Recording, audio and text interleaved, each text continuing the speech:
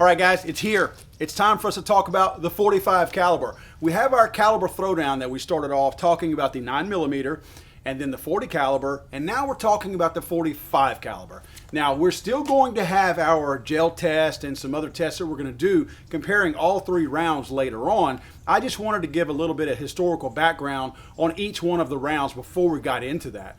Not to disappoint, but I don't think there's going to be a whole lot of surprises with the .45 caliber as there might have been with the 9 and the .40, especially with the .40, noting that John Moses Browning was actually part of that very early on. I don't have anything that's that interesting here, although there is some interesting stuff with the .45. Let's get right into it. It was around 1900, the turn of the century.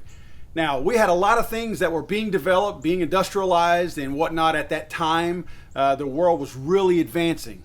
And weapons too. Weapons had come a long way. However, medically, we did not have penicillin. Now, think about that. At that time, from a ballistics or a wound standpoint regarding guns, every caliber was scary back then. Because if you got shot by a gun, there was no penicillin, you were likely to get an infection and die.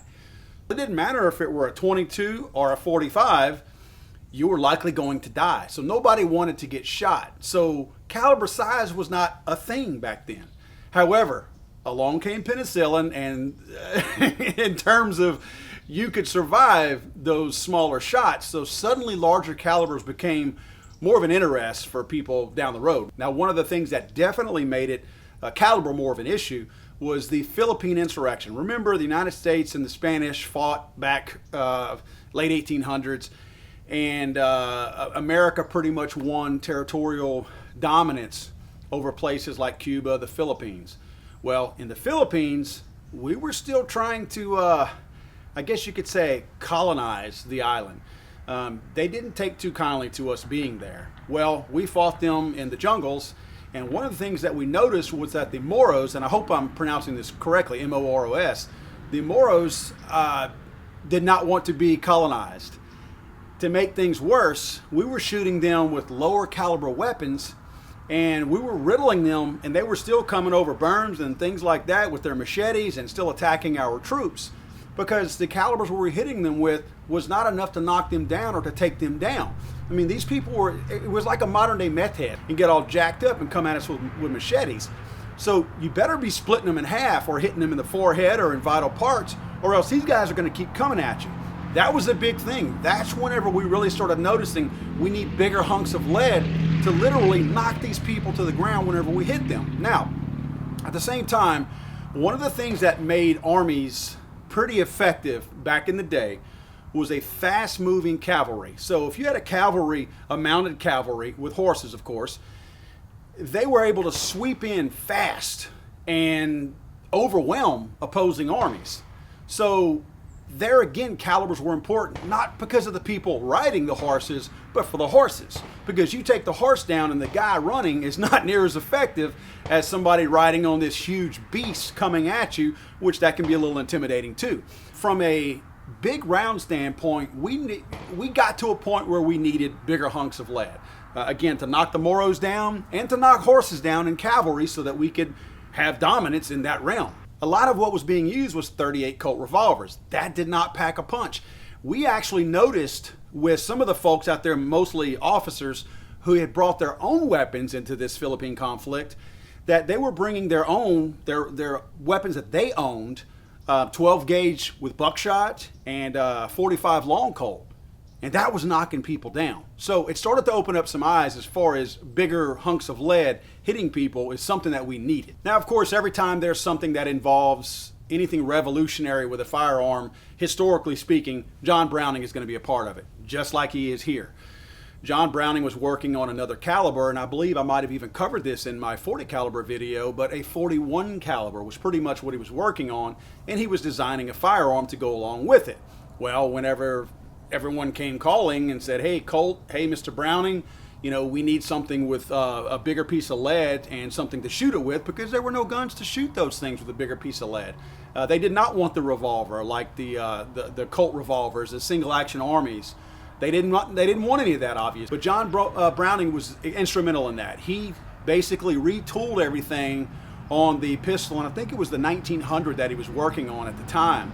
He retooled that thing and rebuilt it to where he could invent the 45 using a 45 caliber piece of lead, and invented the 45 ACP and built his 1911 gun, essentially is what it turned into, around the 45 caliber. Now, to back up a little bit, in 1904, the Thompson-Lagarde tests. These were tests, I believe it was a medic and maybe an Army guy was what Thompson and Lagarde were, maybe respectively, or I might have got it mixed up. But these two guys were put in charge of finding that next caliber for the U.S. military. And these tests were pretty interesting. Suffice it to say that these tests would never be held today. Let me tell you why. The tests were held at the Nelson Morris Company Union Stockyards in Chicago, Illinois. The calibers that were going to be tested were the 30 Luger, the 9mm, the 38 Long Colt, the 38 ACP, the 45 Colt, the 476 Ely, and the 455 Webley. Now that doesn't sound too controversial, does it? That wasn't the controversial part. This test was done at a stockyard. It was basically a facility for slaughtering cattle, for slaughtering livestock. What they essentially did is they took 13 to 15 cattle alive and they shot them through the lungs to test these calibers. Yes, you heard me right. They shot them alive. They brought these live cattle in. And in a couple of cases, the rumor has it that a couple of horses actually were used. I guess they ran out of cows. But 13 to 15 cows were brought in. They shot them through the lung section. That was day one. They pretty much shot them all in the lung section to see what kind of damage they would do. The second day of testing at this same stockyard, they were shooting them through the lungs, and they essentially said, all right, we're going to shoot the cows until they die or until we have 10 rounds put into them. And that's how they judged these rounds, the effectiveness of these rounds on living tissue. Now, another thing that wasn't quite so controversial, but I guess in many cases it would be in today's world, was the fact that they also took some cow carcasses and hung them, and then they shot the carcasses, and based on how much they moved after they were shot, that was what they were looking at, the hitting power of each round, what kind of power it generated when it hit the carcass and rocked it. And then on top of that, and again, this is something that would never happen today, they took human cadavers and hung them also by rope and shot them to see what kind of, number one, damage that it did to the tissue, but again, moving those targets and moving those cadavers, how much power they had when they hit an actual human body. So again, this is testing you'll never see around here again. That's never going to happen. I'm not saying that I want it to. I'm just saying this is testing that you're certainly not going to see today. Thompson and Lagarde concluded that the 45 caliber was the winner. They stated, and I quote, "The board was of the opinion that a bullet which will have the shock effect and stopping effect at short ranges necessary for a military pistol or revolver should have a caliber not less than 45. And that's where the 45 was pretty much born. After that, it was Katie bar the door. The 45 was it. The 1911 was it. And I mean, you can look at all the renderings of 45s. Of course, we've used other guns besides the 1911 in theaters of battle, more notably the Thompson. But you're going to see that the 45, it was king for a very, very long time. And depending on who you ask, it's king today. Up until 1985, that was our military sidearm. 1985 is whenever the Beretta M9 came along. And you ask a lot of people about that. You're going to have differing opinions on that. But the 45 was king up until 1985. So, and in fact, I believe there's still some law enforcement agencies and military specialized units that are still using the 1911 and or the 45 caliber or 45 ACP. Now, I've had people ask my personal opinion about the 45. And what I will tell you is I like the 45. I think the felt recoil is more of a strong but soft pop. In other words, the 40 has more of a violent recoil, and we're going to show this in our comparisons of the 3 rounds later on whenever they're shot side by side. But my feeling is the 45 is a very manageable recoil. It may be a little bit strong of a recoil, but it's not violent. It doesn't make your pistol, your handgun, uncontrollable at that point. So I like it, but when I've been asked how do I compare that to, say, a 9mm, for instance, you know, shot placement is going to be king. I always believe that. Shot placement is going to be king. But I look at it like this. That's like comparing a tennis racket and a sledgehammer. If I take a tennis racket and I hit you in the chest area pretty hard, or as hard as I can, it's going to hurt you. It's going to hurt a lot. Now, it's going to make you mad too, but it's going to really hurt you. But it's probably not going to knock you down. It might, but it's probably not going to. If I take a sledgehammer and also hit you in the same spot in the chest, even if though it's slower moving sledgehammer, it's going to hurt you, but it will probably knock you down too. I know that's a caveman way of looking at it, but that's just the easiest way to simplify what you're dealing with a slower moving round like the 45, but it's much heavier. The downside, probably one of the biggest downsides to a 45, is it is a close quarter round.